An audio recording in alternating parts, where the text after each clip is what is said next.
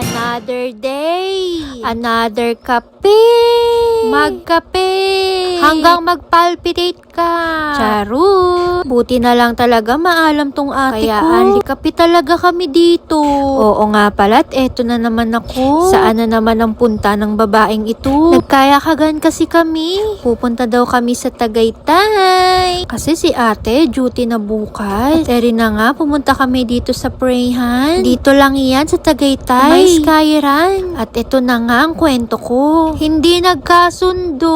Kaya lumipat na lang kami ng pupuntahan. Kasi nga daw ang daming tao na doon. Tsaka hindi pwede ang mga bata doon. Kasi ang daming dumadaang mga sasakyan. At eto nga si Luna, tuwan-tuwa. Kasi nakalabas na naman siya. Ewan ko ba kung saan kami dadalhin ng ate kong to. Sabi niya, doon lang daw sa Jedli. Ay hala, dito pala.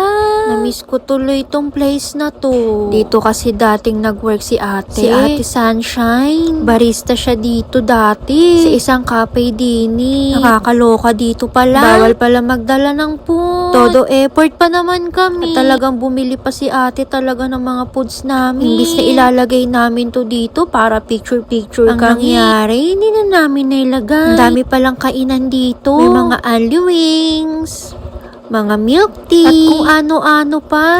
Ang ganda rin palang tumambay dito. Lalo na kapag may mga batang kasama. Kasi bukod sa may mga kainan dito, palaruan din ng mga bata at ng mga isip bata. Hoy, hindi. Nagbabantay lang talaga. At sa time na nga na yan, talagang halatang happy ako dyan. Na para bang wala kang kasama ini. At eto na nga si Lunay ko. Sabi niya sa akin, siya naman daw. Ayaw na talaga niya magpakalong sa akin. Bigger na talaga ang batang ito.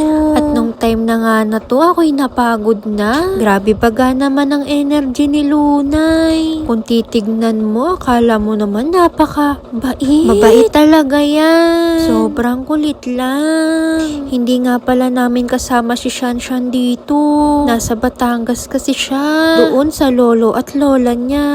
Kaya kapag nakita niya to, sasabihin na lang talaga nun sana At ito na nga si ate, bumili na ng food. Ang sarap din pala ng mga pizza dini. At eri na nga, kumakain na ang babae. Sabi ko nga kay ate Dan, videohan niya kaming kumakain. Abay talagang sinumpa sa akin. Kitang-kita talaga yung paglamon ko dyan. Shout out sa'yo, ate. At ito na nga, pauwi na kami nung time na yan. Sabi ko talaga sa self ko, babalik ako dito. Kasi ang ganda rin tumambay dito, lalo pag gabi. At ito na nga, nandito na kami ngayon sa Luksuhin. Kung saan nakatirang magaganda. Hoy, baka may sumigaw dyan. At ito na nga, nagluto si ate ng lumpia. Sabi ng nanay ko dyan, videohan mo para mapasali ako sa vlog mo.